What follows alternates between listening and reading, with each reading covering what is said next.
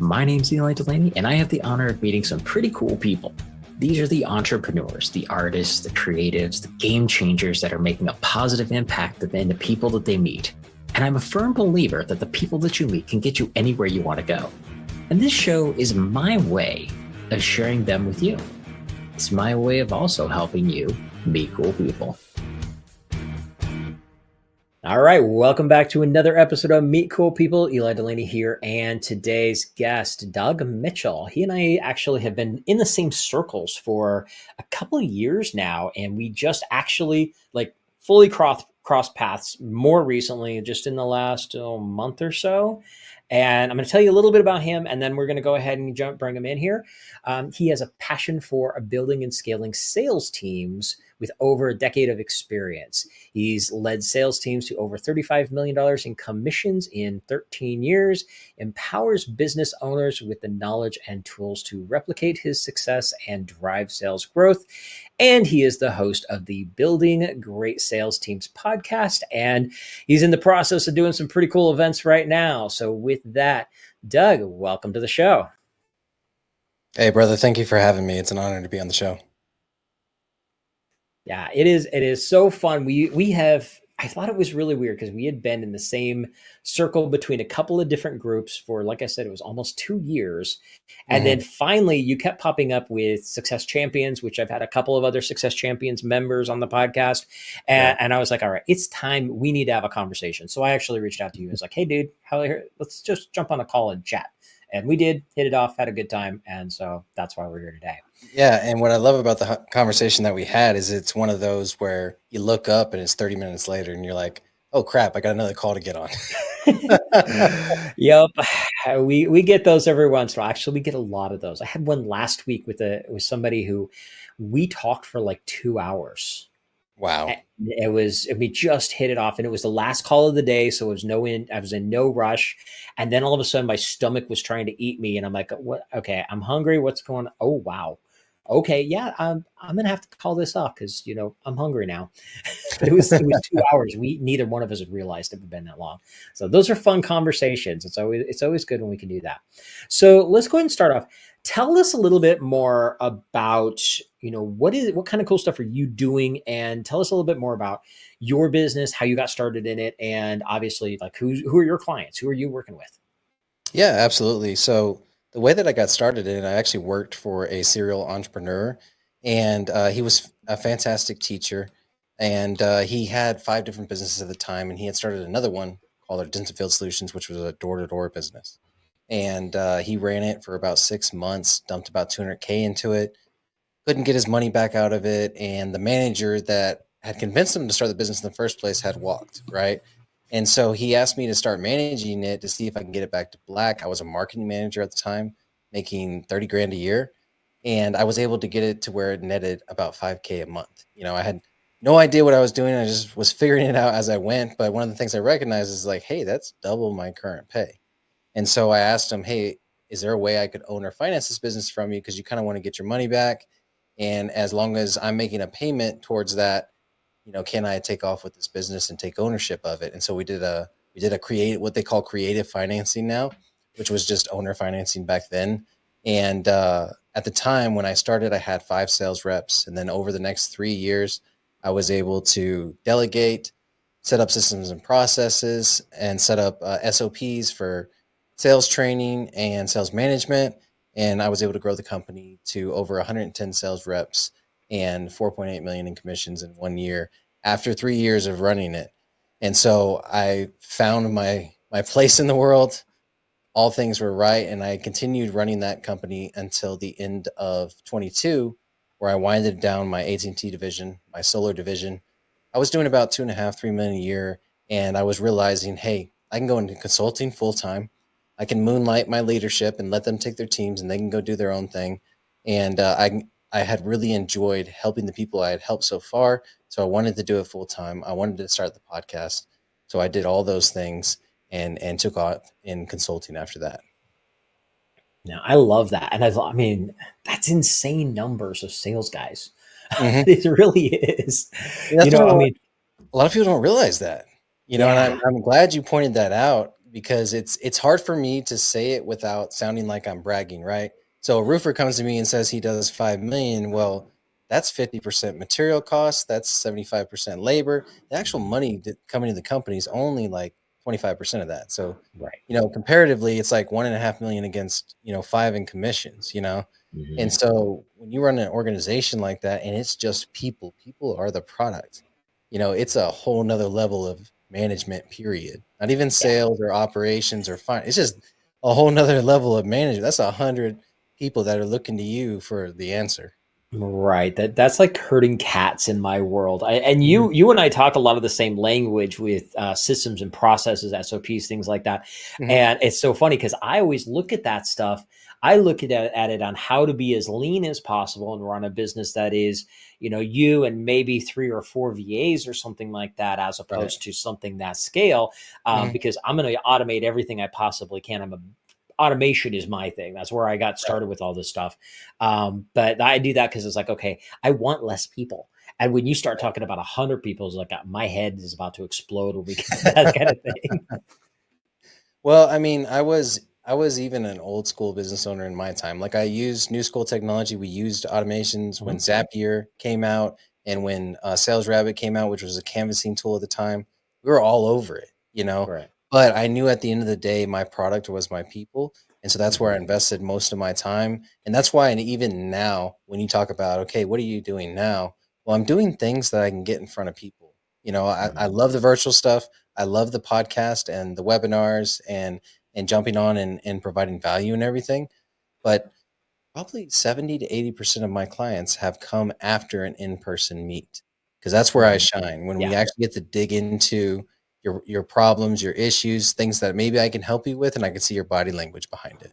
I can Yeah. see your eyes and whether or not, you're uncomfortable talking about certain things, or there's just a lot more that happens in person that I genuinely enjoy. So, and COVID just made us all starve for in-person stuff too. So, Yeah. All right. So I'm just gonna put this straight out there. You are so much talking my language.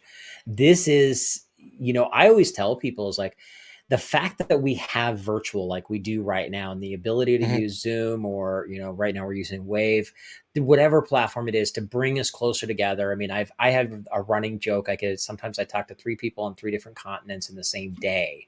And that's it's real. awesome that we can do that. However, it is not the same. And I'm with you 100%. Everything happened when 2020 and everything got shut down. Like as a speaker back Mhm, then, I was traveling at least once, if not 2 or 3 times a month, all over the country to speak at events and attend events. And that's where I would get my networking in. That's where I got to meet people. And I'm a big fan of, sit down and break bread. When you can sit down mhm, over a meal, you can get to know so much about somebody. And virtual, you're right. It's not the same thing. And that's one reason. I mean, I've you and I were talking a little bit before we started recording about your event you've got coming up. mhm, And it's like there's so much of a headache on putting on events in general. And I applaud you for the fact that you just jumped in and did it because I used to do that. I got out of it, but it is so much better. Like for me, I'm going to go to events whenever possible. I want to mhm. be in the same room and I will get 10 times the results easily because of it. Yeah, 100%. I'm excited about it because I know, when you're in between Zoom calls and you're on a mastermind call, you're on a group call, or you've got a networking group, like with SCN, we do a virtual once a week. Then life keeps happening after that call and you go right back into the rat race. You know what I'm saying? But when you go to an event, the only thing happening that day, as far as you can help it, is that event. You can't Mhm. just jump on a call in the middle of the event. A lot of people do, and they waste their money and they go outside and have a conversation about something trivial when the thing that is happening in the room is what they need in order to not have that conversation in the first place, right? Yep. And so, but you get in that mode, you get around people that are like-minded, you know what I'm saying? So your creative juices start flowing and the conversations start flowing and your energy goes through the roof. Mhm. And when you're making decisions with a high amount of energy because you're around a bunch of other people, one of the things I make sure I do is step out of the room when I can, when there's a break and stuff like that. And I'm messaging my team, hey, we need to do this. Hey, what about this? And so they always get frustrated when I go to events because we come back and we basically filter through everything that I sent them. And okay, we can actually do this. All right, that's a pipe dream right now. All right, let's prioritize this. You know what I mean? They bring me back to reality. But I mean, that's what it's all about: getting in person, getting your energy up, getting around people that you align with and that are like minded. And like there's so much power like in roofing, going to a roofing event and being around a bunch of other roofers. And this Hmm. guy's doing some cool stuff in marketing. This guy's doing some cool stuff in automation. This guy's doing some cool stuff in compliance and quality control. Like it's iron sharpens iron. Hmm. No, definitely. And it's, for me, I always love it because I prefer to go to events where I have a big group of people that are in all kinds of different areas, Hmm. because a lot of times you find, and this is kind of generally speaking, a lot of times you'll find a whole bunch of people in the same industry and they're all doing the same thing together. But you talk to somebody in a totally different industry, you get in that kind of mastermind. Yeah. It's like 10 times more powerful because you're like, I had no idea we could even do this, Hmm. and they're doing it over here. And this, I mean, I've had conversations with people that are like dentists, but something that they're doing in their marketing, I was like, wait a minute, I could take that, I could tweak that in my own systems. Yeah. And next thing I know, I got the next greatest thing. And the cool thing is that my crowd of people that know me, they think I'm brilliant because I came up with this really cool thing. And I got it from Yeah. some dentist at a wholly different event, Yeah. It's great because, sometimes we get too incestuous in our Yep. groups. We have to expand in that. Yeah. Yeah, Yeah. No, I very couldn't cool. agree more. I one of the things that I've been able to cross industries with is an app called Zero. And so I found this company 2 years ago, immediately fell in love with them. And so they're doing AI sales coaching, right? But it's not what it sounds like, because it's more like, hey, they're cataloging every nuance and every pitch that you have at a door or on a phone or on a Zoom call, right? Hmm. And then the AI is recognizing objections and how you overcame them, and then it pairs those objections with other objections from other customers and how you overcame those, and then it ranks the objections. That's just Okay. one tool, and so Nice. it's got a really cool data metric called words per minute, and it's how many words per minute you're speaking in the pitch. Now, when you're pitching home services and you're at the door, Right. your words per minute need to be 165. You know what I'm saying? Which is kind of slow, and I want to make sure that you understand everything that we're doing in the neighborhood right now. See how much I slowed it Hmm. down? Yep. The conversion rates go up. Now, if I'm talking business development and I'm pitching SaaS or something like that, well, then I need to be more like a detective style of seller, where I'm giving them information quick because they can process it fast because it's what they do for a living. They're the Yep. CTO. You know what I mean? They're responsible for knowing the nomenclature, for knowing, everything that I'm talking about. But they need the information fast because they got 20 calls after me. You know what I'm Right. saying?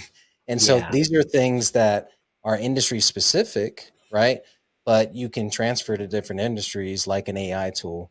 But the only reason I learned about it is because I was at an event, I saw their booth, and I'm like, I haven't seen this in door to door. You know what I mean? So I Hmm. was like, y'all need to be in door to door. This is really cool. Like, they were doing home services before and mainly in home presentations, but I'm like, y'all need to be with the appointment setters doing the pitching, because that's where a lot of the growth comes from. So Right. No, that is awesome. I love that. You have to get me the link to that so I can share it, Mhm. share it on the show notes, because 100%. that's something I've heard of different platforms that do stuff like that, but I'm not sure if Mhm. it was that one specifically. So I definitely want to share that with everybody. Um, so with all that said, let's get back to some of the stuff. Who are your primary clients right now? Because I know you're on the consulting side. Mhm. Where does that fit in? Yeah, so it's more of a stage the business is in. My favorite clients are the ones that are building their sales program for the first time. And so they're going to be doing this right before they make their first sales centric hire. And so those are my favorite because typically they're very good at sales themselves. They know how to make the sales. Their conversion rates are good. Like, if I would just evaluate the business owner on their ability to sell the product, they're probably doing fantastic. But the problem they're having is anytime they hire a salesperson, that success does not transfer. And it doesn't transfer because I'm sure, as you know, there's not an SOP for it. There's not a script for the sales pitch. There's not a system from lead origination all the way to client follow up. There's not a process map for that. There's not a way to overcome objections. There's not training when they first come into the company on how to prospect for customers. There's not a prospecting module. And I can keep going on and on and on about these documents and systems that you need when you first start, but they probably only need two or three. And so a lot of times one of my favorite customers is when they're hiring their first sales rep. Now my second favorite customer is when they've already done a few million in sales. Maybe they've got 3 to 5 people, but they know if they want to get 10 million, 15 million, somewhere in that range, they need more salespeople. It's typically in home services, and they're typically doing in-home sales. That is like the money spot for me, because once you're in that home, that's what I've been doing for 14 plus years. I've also done sales programs for B2B clients, for semi-custom software development, and a car wrap company, and high-end security. So Got it. it's all over the map, but it's usually when they're hiring the first person or they're ready to scale their sales team. Okay. Very cool. Now let's go ahead and bring it down a little bit to a lot of the people that I know listen to this show are more solopreneur type of people. They're Okay. working, they're coaches, consultants, people like that, that are kind of like myself. It's like, okay, Yeah. so we're out here, I've got myself, I've got a few VAs working with me. I Mhm. know I need to get better at the idea of what I can do to systematize my sales process.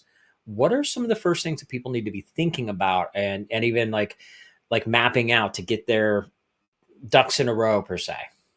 Yeah, absolutely. So I actually just spoke about this morning to the SEN group that we're a part of, and it was their special guest series. I think they do it once a month on Thursdays at 10 a.m.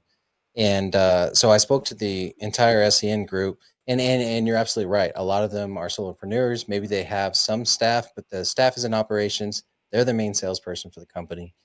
And so what I would always say is we're always going to be setting up things for where we want to go, not where we are, right? And so where we want to go is to eventually delegate that sales process. But even where we are, we can utilize some of the tools that you use to build a sales program, which is the script. Okay. So if you look at a script, your basic scripts can be an intro, qualify, presentation, and close. And so between the intro and the qualify is a conversion rate. Between the qualification and the close is a conversion. I'm sorry, and the presentation is a conversion rate. And then between the presentation and the close is a conversion rate. Now, based on those conversion rates, that tells you where you need to work on. So if you're on a Zoom call and you don't get past the presentation before they interrupt with objections and you're not able to overcome them and the call is over, well, then we need to work on our qualification, because we're not speaking to them in our presentation and they're trying to cut us off and cut us short. And so we can't give the full product because they know already, hey, he's not solving my problems, right? And so what I always say is write your script. That's the first thing you want to write, and write it out. And even if it's just you, this is going to give you a lot of clarity in what you're actually doing. Are you following a process, or are you just winging it every time you go up there? Because some of us have natural sales ability, and that's cool. But natural sales ability comboed with the data behind how far you're getting in the process and how well you're converting based on the word tracks you're using, or the questions you're asking, or the benefits that you're presenting. Once you start breaking down that data against being a good salesperson, then you go even further. Your conversion rate goes up 10, 15%, whatever the case is. And it makes a lot more sense when you're doing things like that.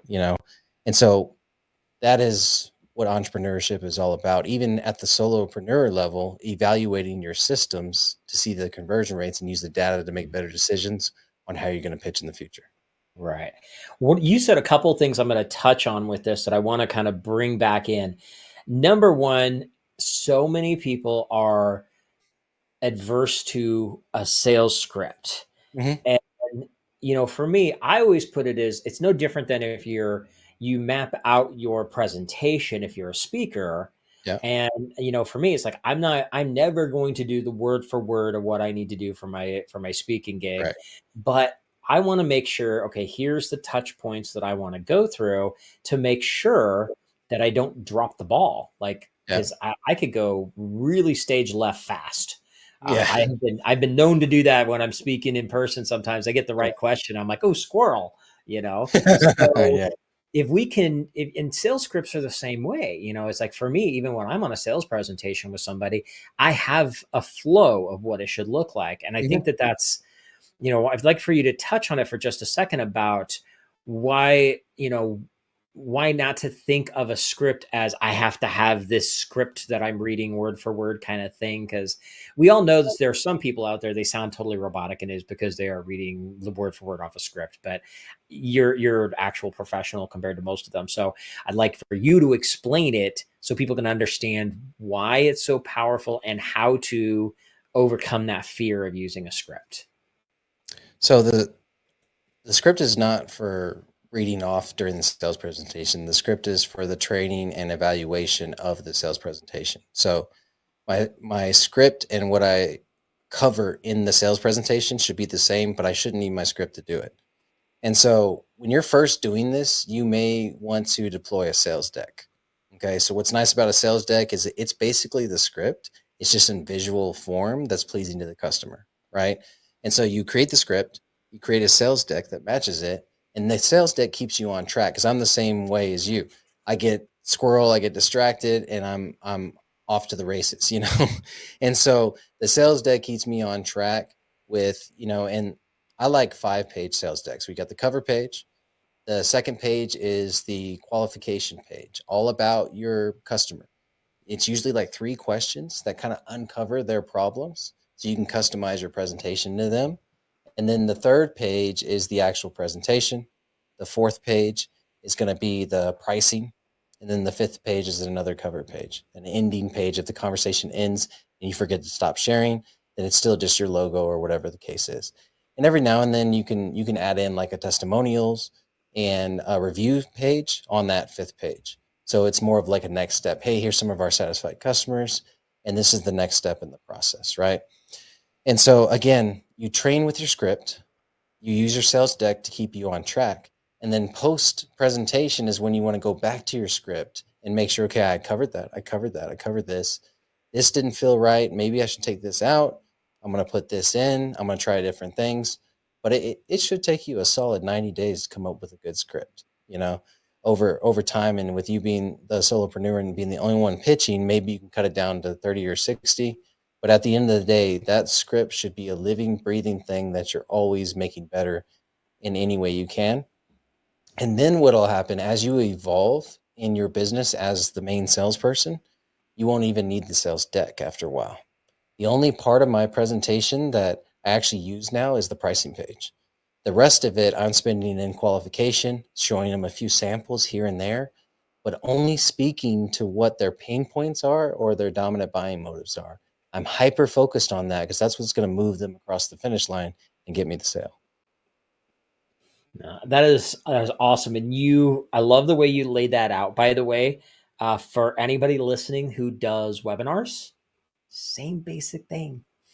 The script is there for that, and you actually touch back on the other point that I wanted to talk a little bit about was your points of check in and seeing like where are you losing them. Now, Mm-hmm. from a sales, from a back end like Systems. systems process, and I look at like even funnels, we do the same thing with funnels. A lot of Mm-hmm. times people don't go through this exercise, so I love that you talked about this because this is so important. From a funnel standpoint, you have to see where do you lose people based on, let's say you're running ads. did Yeah. did they click on the ad? Okay, yes or no.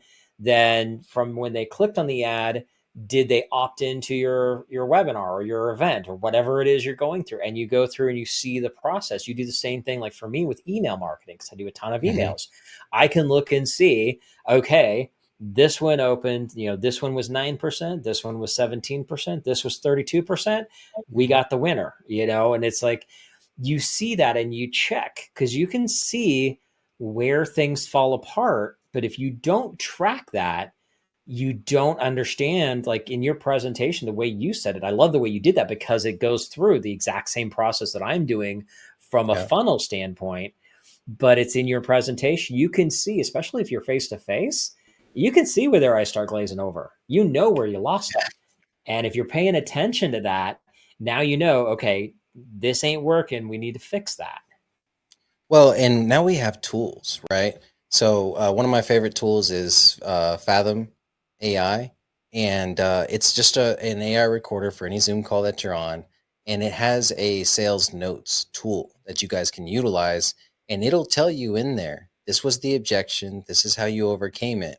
And when you get to the point where you didn't overcome the objection, or you get to the point where the conversation ended on an objection, that's your cutoff point. That's where I'm like, oh crap, all right, I didn't make the conversion rate between presentation and close, you know.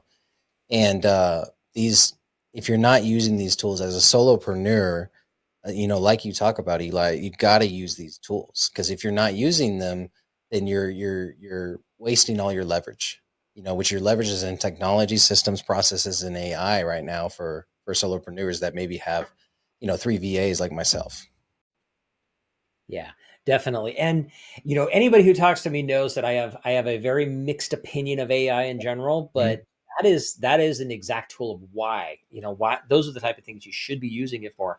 Mhm. Let it analyze those pieces and see what's going on to help you become a better person, a better Yep. human in your interaction. Because the reality is, like, everything that I do, I always talk about automate what you can, delegate what you can, delete all the crap you shouldn't be doing anyway. That's my Mhm. ADD model, is what I call it. ADD Yeah. entrepreneur, or entrepreneur ADD. It's the way I like to call it. But the reality is that the whole point is, how can we have better conversations? Because conversations lead to sales.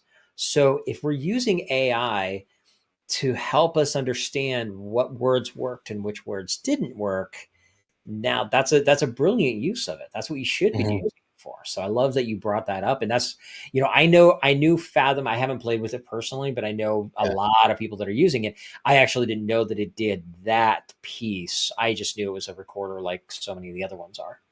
Just like Zero, the way I found Fathom was the owner was a guest on my podcast. And this Nice. was beta days, you know? Mhm. And so when I started using it, I was literally introducing everybody to it. And I was everybody's favorite person because I introduced them to Fathom, you know? And now you got Zoom AI, and you got, I think, Fireflies, and there's a few other Mhm. note takers now that Yeah. have followed suit. But to this day, I just use Fathom. And now they got me on the paid version because, you know, I'm using it all the time now. Yeah. Well, I did that with Otter when it first came out. So Yeah. Otter was like the first one to really take off on that. And I think I had the affiliate thing, so I got free months for a whole lot, and then Nice. eventually I started paying them because I wanted to.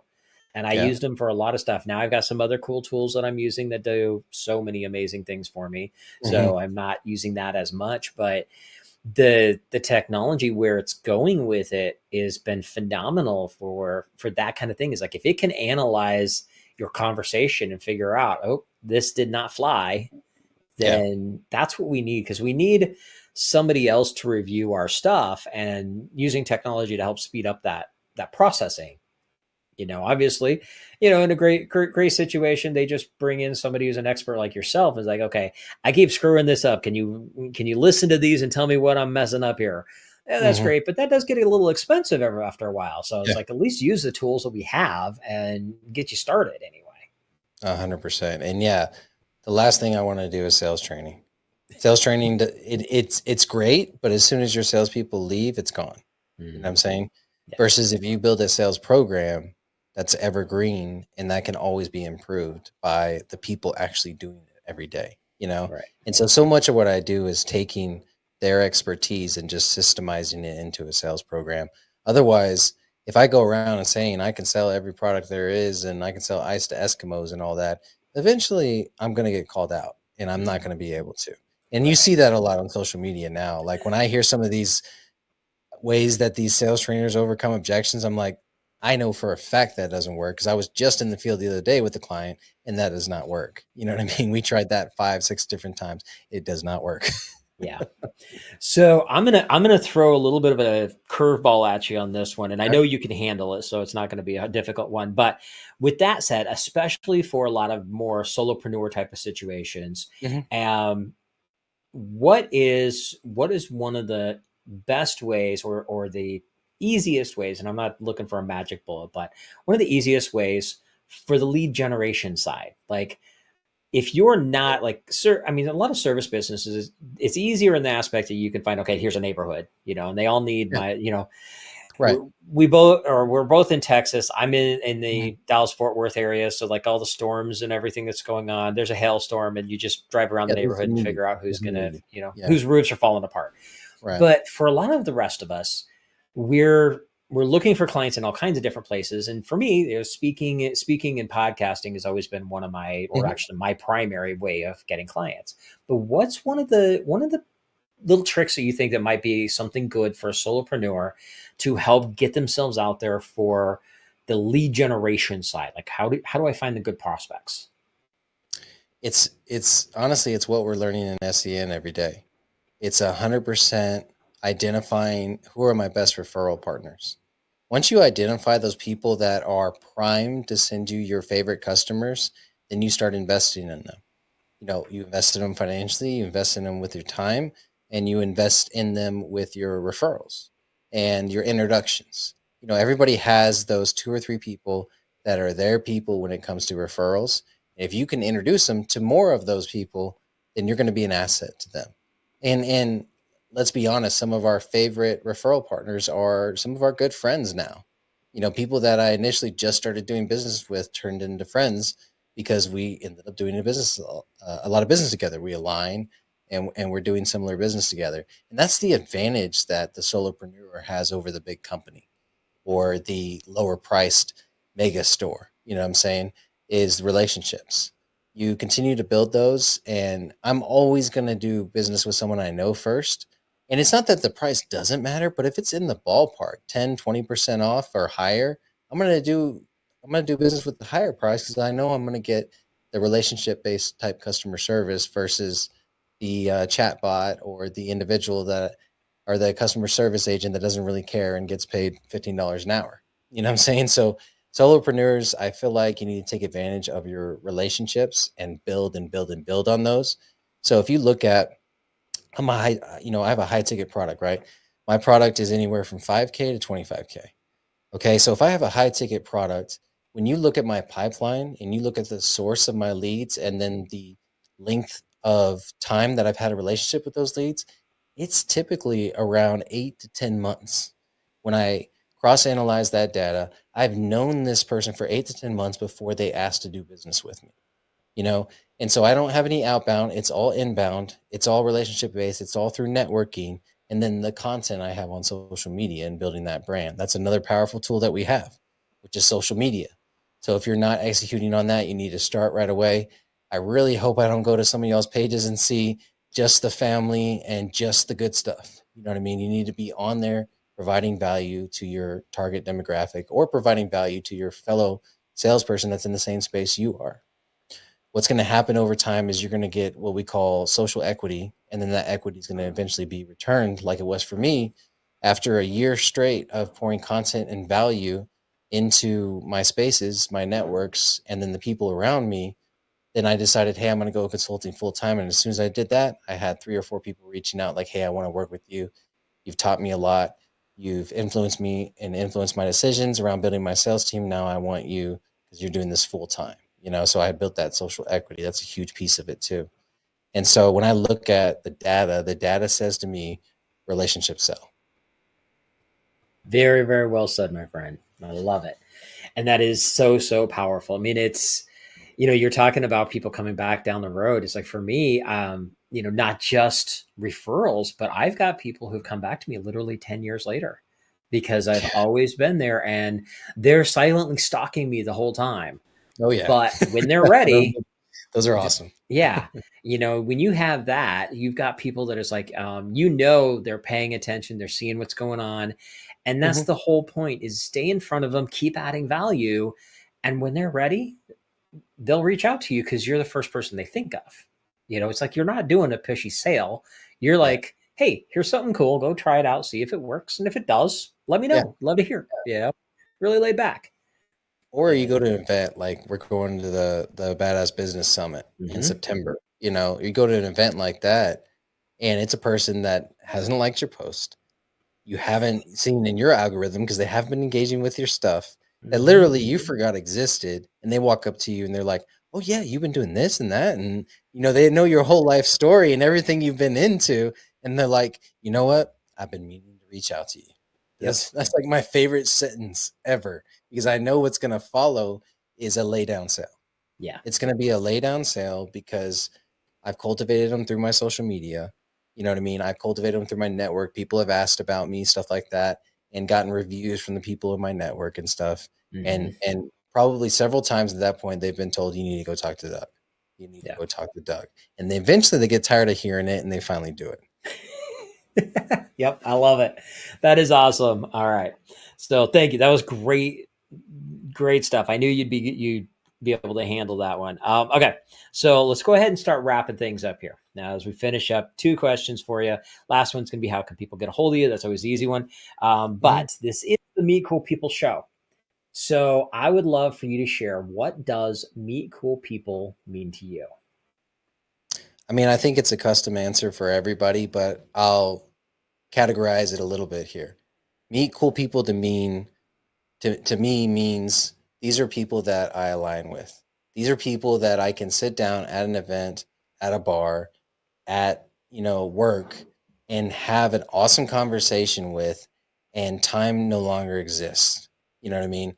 And then you look up, it's 30 minutes later, like it was with me and you the first time that we connected. And so for me, it's the people that make you present, if that makes sense. You're having, obviously I can have a conversation with my daughter and be completely present because there's so much love in the relationship there and the history and everything. But when you meet somebody for the first time and all of a sudden your phone doesn't matter, the people around you don't matter anymore, and it's just that conversation, it's that engaging and that convicting, then that to me is meeting really cool people. Love it, love it, love it. That is awesome. All right. So obviously the most important question today is, how can people get a hold of you? Because I know they're going to. Yeah. Easy one on this, salesprogrambuilder.com. Salesprogrambuilder.com. It's got all the information on the event. It's got some free resources for you guys if you want to take advantage. Some of the stuff I talked about today is from my sales toolkit training that I give away, and I do at a lot of events and stuff like that. So y'all can take advantage of that, as well as I have some other free courses and stuff on there too for you guys. Very cool. All right. Well, thank you so much, Doug. It has been a pleasure having you come hang out today. I knew it was going to be a good conversation, but you definitely dropped some good stuff. Thanks for having me, brother. All right. And everybody get out there. Have an amazing week. You guys know how to get a hold of me. If you need any help, reach out and let me know. Take care.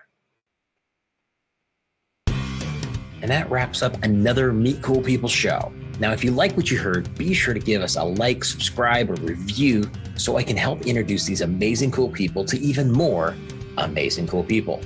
And just remember, meeting cool people is just the beginning. You need to have a system in place to follow up with the amazing people that you meet. This is exactly what we do for our clients. If you'd like to see if my team and I can help you, go to followuprockstar.com and check out the case study video to see exactly how we're helping our clients turn casual connections into cash clients for life. Again, go to followuprockstar.com and we'll see how we can work together to turn you into a follow-up rockstar.